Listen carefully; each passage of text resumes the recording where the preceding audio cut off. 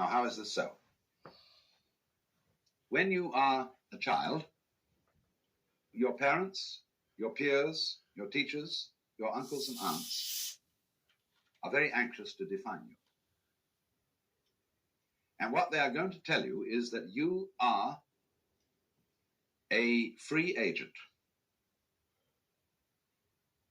You are responsible. That is to say, you are an independent first cause. You are an origin of actions and thoughts and feelings. And we can praise you or blame you for what you do. And above all, we require of you that you love us. You love your parents, you love your brothers and sisters. As Fred said, a child is not allowed to say, to let that baby sister go back where it came from, because that is not nice. All nice children love their brothers and sisters and their parents. Not, of course, because we tell you to do so, but because you would want to do it yourself. You see now here what's going on. You are required and commanded to do certain things which will be appreciated only if you do them voluntarily. Now, you see, when your identity is defined by society, you cannot resist it. You don't have the knowledge, you don't have the wisdom, you don't have the resources to understand that something's being put over on you. You cannot but help believe the definition of you as a free agent.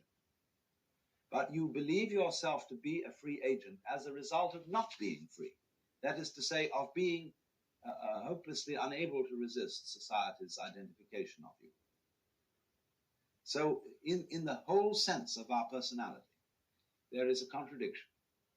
And that is why the sense of ego, of being oneself, is simultaneously a sense of frustration. The feeling of I-ness, so far as most people are concerned, is a feeling of tension between the eyes and behind them. Trigant Barreau, a remarkable man, did some studies about two kinds of awareness, which he called ditension and cotension. Ditentive is the normal kind of awareness that we have, of being a skin-encapsulated ego, of being separate from the environment, and of confronting an external objective world, of which we are the independent observer. And this myth, he said, goes hand in hand with a physical state, which is a state of tension between the eyes. Then he defined cotension as another form of awareness, which you might call a certain kind of openness, in which you realize that the external world is just as much you as anything inside your skin, and that you are not something that comes into this world on probation and doesn't really belong. This is, you see, the attitude that we foster in the child, but that you are something not that comes into the world, but comes out of it, in the same way as a flower comes out of a plant or a fruit comes out of a tree. That you are an expression, you as a human being are a symptom of nature, and that you really belong there, and that furthermore your actual self, what is finally and fundamentally you, is not a separate and lonely part of the world, but the real you is the world itself, everything that there is, expressing itself as this particular organism here and now, and of course, as you look across the room, as all these other organisms in their here and now. We are all tits on the same sow, if I may put it so crudely. Or if you want to put it more poetically, rays from the same sun.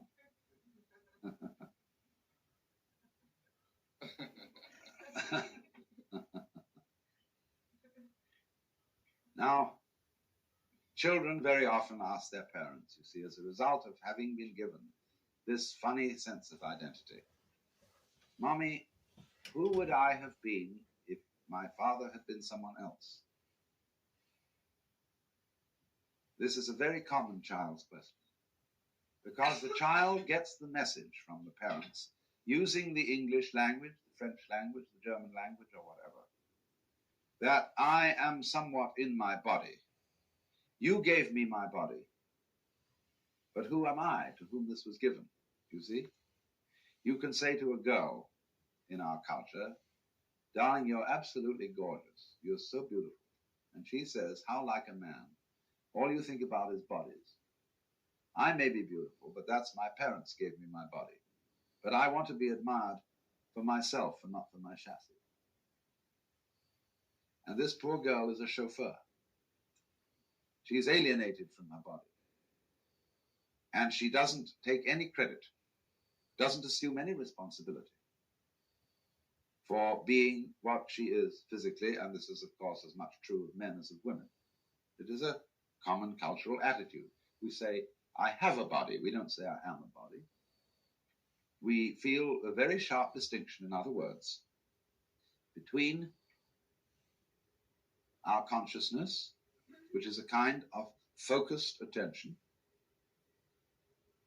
together with all those actions that we are able to perform voluntarily, on the one hand, and on the other hand, everything both within us and outside us that seems merely to happen to us.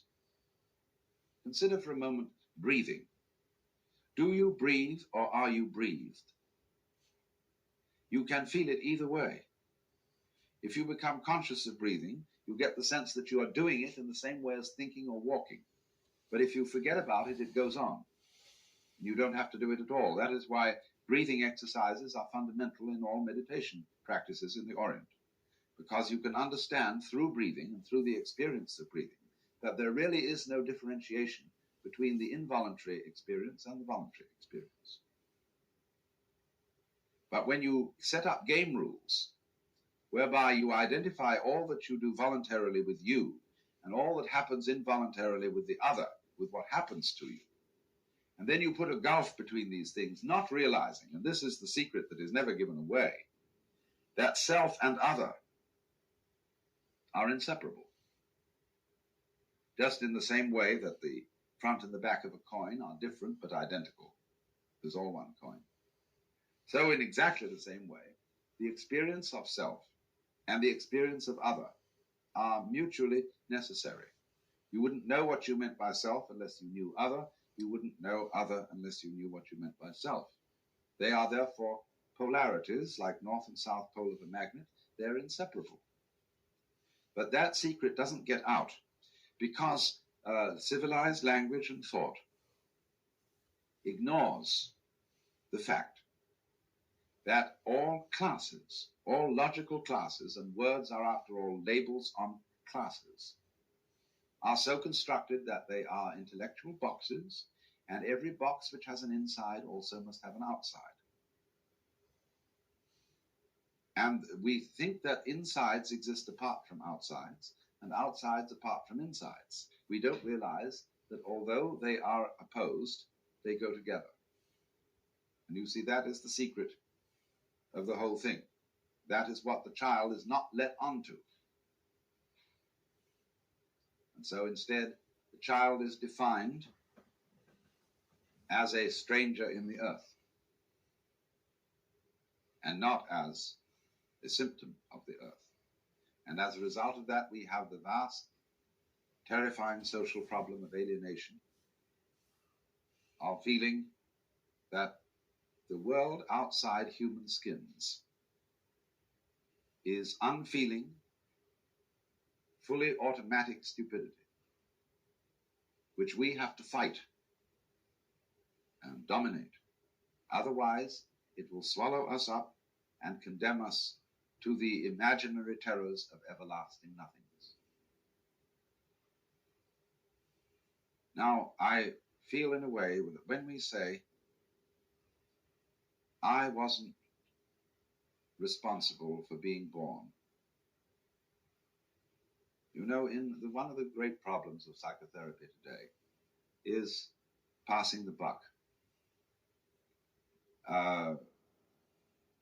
By a kind of superficial Freudian attitude, you as a juvenile delinquent are not responsible for what you do because it was your parents who fouled you up. And so they write articles in the press that instead of prosecuting the children, we ought to prosecute the parents. So they haul the parents in, but the parents say, I know we're mixed up, but that was the fault of our parents. And it all goes back to a guy called Adam. And he blamed it on Eve, and she blamed it on the serpent. And God said about the serpent, I'm not responsible for the serpent. He did it on his own, you see, because the serpent is the left hand of God. And what we call God, Jehovah, Jesus Christ, etc., that's the right hand. But Jesus Christ sits on the right hand of the Father. Nobody ever says who sits on the left. Because let not your left hand know what your right hand doeth. See, my temper got the better of me. I didn't really mean it. My lusts got the better of me. I'm really not responsible for them. They were given to me. You see? Now, all this idea that you, which is extremely limited, so that we, for example, acknowledge thinking and walking and doing things with our hands and speaking, but we don't acknowledge that we are growing our hair and beating our hearts. That is defined as happening to us. Birth is defined as something that happened to us. And we feel that was my father's responsibility. He had a dirty gleam in his eye and went after my mother and so on, and he did it. I feel that this is a hoax. Let's suppose now that we'll follow the theory of those astronomers who maintain that the universe is not a steady state thing, but there was an enormous bang billions of years ago, and from this bang, all the galaxies were thrown out into space. Now, then you look back at this as something which happened in the past and which is, as it were, the cause of the present. But what I would say is that bang is still going on. When you take a lovely bottle of black ink and throw it as hard as you can at a white wall and smash it, all it goes swoosh like this, you know. And in the center it's dense, but on the out fringes it has all kinds of interesting curlicues. And that's all, you see, one splash. Now, in the same way, we are at the moment sitting in this room and talking and thinking. We are all the little curlicues out on the end of the original cosmic bang. We are it. We are not effects of it. Because to think that you are separate from the Big Bang is simply a matter of definition. It's a way of talking. We separate events from each other in order to measure them. That is to say, the notion that there are distinct things and distinct events in the physical world is a calculus. It is like pretending that a curve is a series of points. And so, in the same way, supposing you have a wiggle. Now, you've got a wiggly line, you see, and the whole world is wiggly lines. Clouds, mountains, people, rivers, everything is wiggly lines. Now, how much of a wiggly line is a wiggle? You see, what is one wiggle? And you can see that this is a very arbitrary matter. So we see the more obvious wiggles in the world, and we define them as people. Each of you is a wiggle, and this wiggle is you. And where did you begin? When at parturition, at conception, or when you were an evil gleam in your father's eye? Let's go back. You began on the first dawn of creation, whenever that was. That because you did it. See, everybody's pretending they didn't. And you can kind of play a game. This is what gurus do, you see, Zen masters and so on. They give you a funny look. And you say, well, I have a problem. Please, teacher, I'm just little me, and I'm caught in this thing called life. I got mixed up with all these tubes and nerves, and it's uncomfortable, and I don't know what to do about it because it's all going to fall apart. And so the teacher says, like whether it's Sri Ramana Maharshi or whether it's a Zen teacher, who is mixed up in this thing? Who are you? Who asked this question? Show me. Find yourself. You say, well, I'm just me. And he says, oh, come on. You? Don't make me laugh. See, so eventually the person feels very bugged. because the teacher is calling his bluff. And you are not the Lord God in the Jehovah sense of Christianity, who is the cosmic technocrat who knows all the answers to everything. But you are the Lord God in the Hindu sense, who is different, because the Hindu God doesn't know how he does everything, in the sense that he doesn't translate it into words. He can't explain it, because there's no point in explaining it. You open and close your hand without knowing how you do it, and yet you surely do it. But you can't put it into words how it happens, unless you're a physiologist. And then even so, it doesn't help you much to open and close your hand better than anybody else. See? So you do know how to do it, but you can't explain it. Because words are a very clumsy way of talking about something which, from the standpoint of words and the standpoint of logic, is a very, very complicated process. So if you ask Shiva how he dances the cosmos, he would say, I just do it. Like you say, well, I just open and close my hand.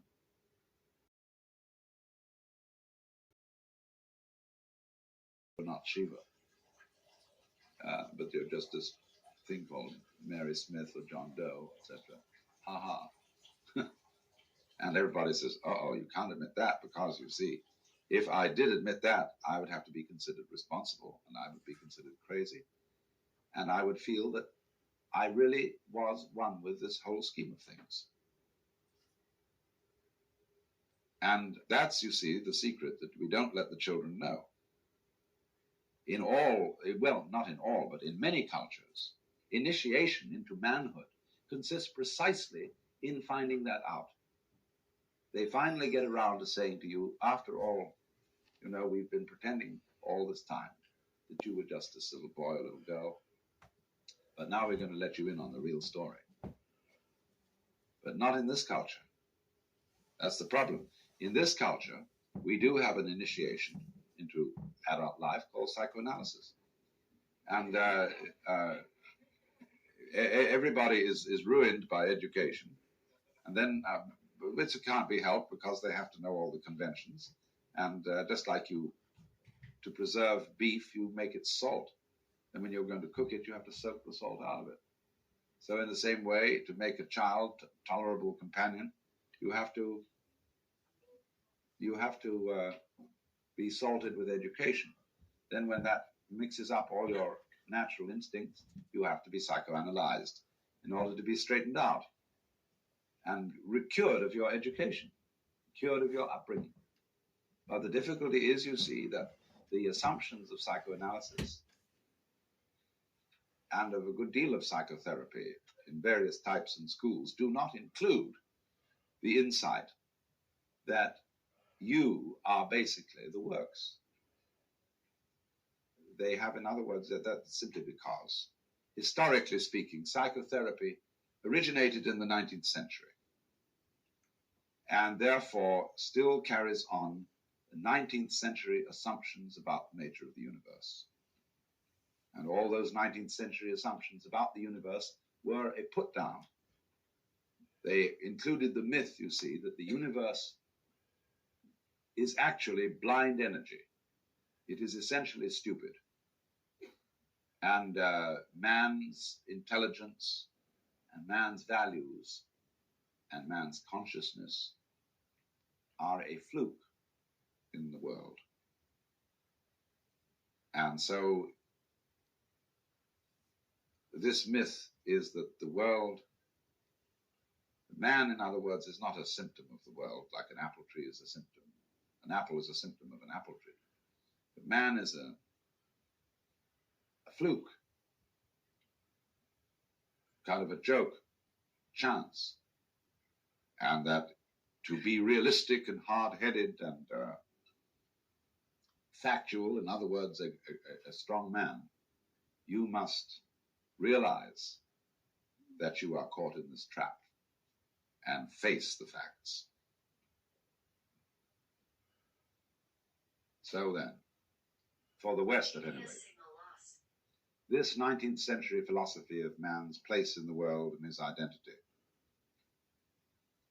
has become the most plausible common sense. In other words, people say they are Christians, they say they are Jews, they say they are Theosophists, Vedantists, Buddhists, etc., but they are not.